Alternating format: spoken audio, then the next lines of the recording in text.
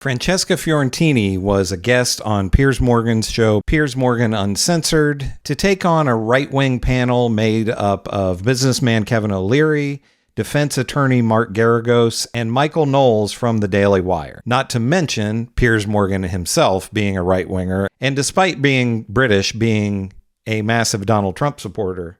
So you might as well say that Piers Morgan is MAGA. Francesca did a really great job of taking on all of these guys. We're going to take a look at clips of this from Piers Morgan's show. I'll share my thoughts as well. Let's get into it. I'm not sure they care. The fact that more than half of them think it's politically motivated is unsettling. Yeah. And as I said earlier, we'll get finished off in the appellate system. But this is a remarkable time in American history and not that great for the American brand, as you started talking about at the beginning. This is more like a Venezuela kind of Cuba, Banana Republic story. You got the porn star. All this stuff is really not what G7 countries do to their leaders. I completely agree. This is Francesca. I just don't get. We see you're laughing, but Mitt Romney, for Mitt Romney to come down so squarely on the side of Trump. I do want to just say, look, so the crimes were falsifying business records. Now, the reason I didn't know that before is because I'm not a lawyer and I'm not the journalist who is anchoring this entire show who should have told you that it was falsifying business records. Now, on the other because point, those aren't felonies. I hear you that most Americans don't care about falsifying business records. I agree with Kevin and I agree with Piers. However, I will say this. Most Americans also are very much go on gut. And they don't like that a candidate is now a convicted felon. But moreover, this candidate is someone who, and it is not the crime, however we know, cheated on his pregnant wife with a porn star in a hotel in Lake Tahoe and then bragged about it and then tried to pay her to shut up and also paid another Playboy bunny to also be quiet about their relationship. Bill Clinton had sex with an intern people. You're going back to Bill Clinton because it's the only thing you have. I love Piers Morgan here with the whataboutism, throwing out Bill Clinton from the early 90s.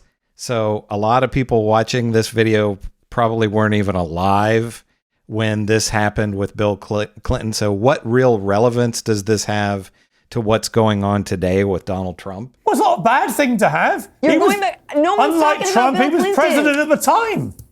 You know, I don't mean to pick on Francesca too much here, but it's very telling that even the liberals who are going on television to defend this ruling have to Google in the breaks to figure out what the crime was. and even then, I'm sorry to say, misrepresent what the actual supposed crime was. The reason here that this has to take... Well, excuse me one second, Francesca. I'll just finish my point real quickly. Cooking the books. That's the same thing. Yeah. It's not a felony, not a crime. But anyway, that's a point for another time. The reason why even the great defenders of this conviction can't... yes, to you as well. The reason that they can't articulate this is because it's not really a crime. That's why they had to upend 234 years of precedent for this. And it gets back to a point that you made earlier, Piers. I love the condescension from Michael Knowles with his smirk and his smile and all of this while he's talking and while Francesca Fiorentini is talking. And it's always amazing to me with these MAGA right-wingers when they talk about Trump's crimes. If it was a fake crime, why did you have a jury finding him guilty on all counts? A jury unanimously finding Donald Trump guilty. That's what these people like Michael Knowles, who just want to pretend like nothing really happened, never admit to. And that you made, Kevin, which is that Alvin Bragg really overplayed his hand. Sure, he overplayed his hand to some degree, but what else were they going to do? Donald Trump was always going to be the Republican nominee in 2024. A lot of people feel that he was gypped in 2020. He's the biggest guy in the party. It was going to happen. And Trump poses a real threat to the liberal establishment. He's not a Mitt Romney type Republican. He has different views from the so-called uniparty on things like trade, on things like immigration, and things like foreign policy and war. Trump posed a major threat. That's why they took such extraordinary measures for the last 8 years to take this guy out. They weren't able to do it politically. They weren't even really able to do it at the ballot box. So what's left? The only thing left to do is to try to throw him in prison. So they didn't do it at the ballot box, Michael Knowles. So you're one of these people pretending that the big lie was a real thing and that Donald Trump didn't actually lose. I don't know why Well, I know why, but it's amazing that Piers Morgan would not just stop here and say, are you saying, Michael Knowles, that Joe Biden did not win the election?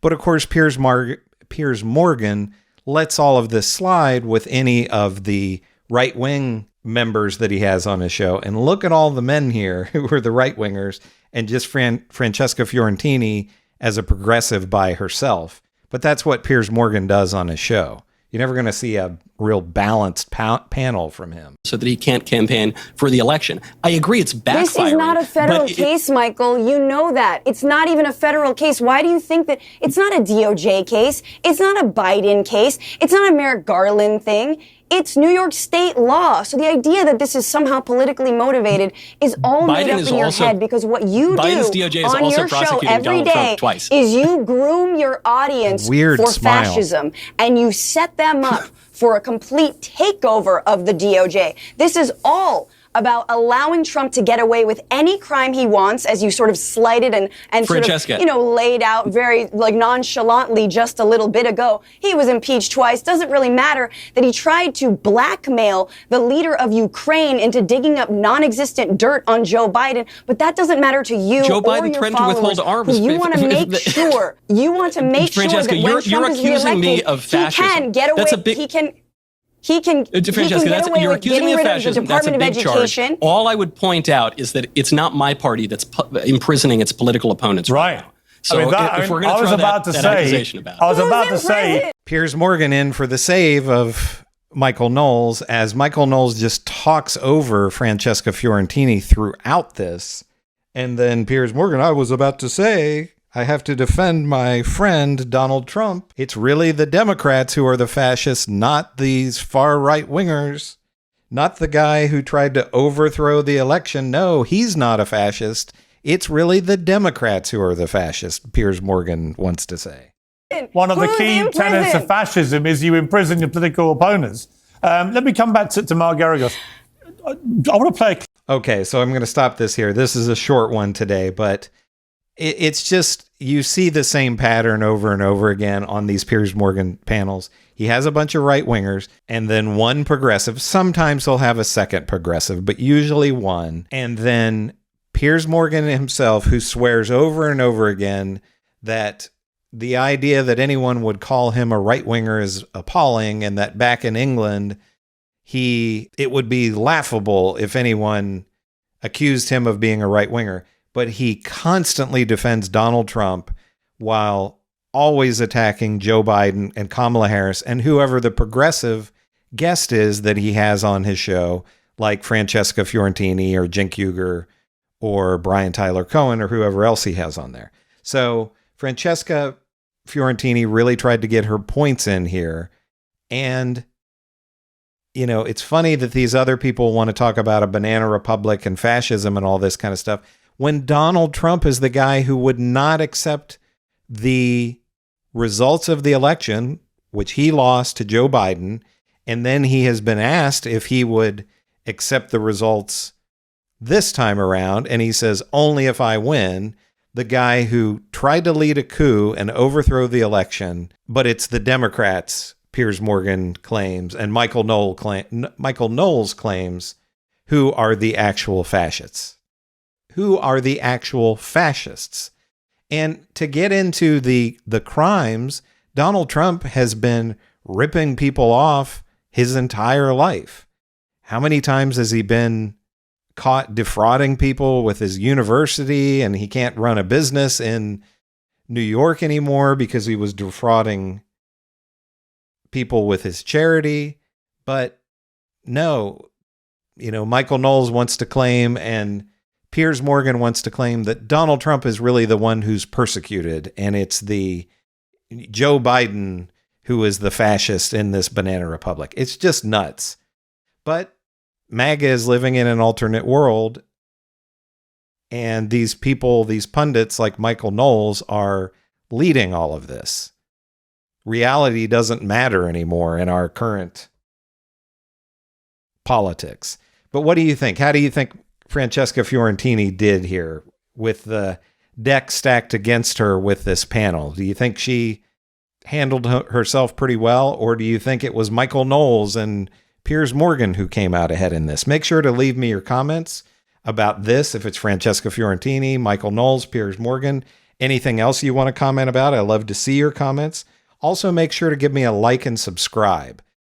My channel is growing really quickly. I'm closing in on 20,000 subscribers, and it's all because of your views, your likes, your comments, your subscribes. So if you haven't subscribed yet, please do so I can make more content like this. This is Chris on Culture. I will see you in the next video.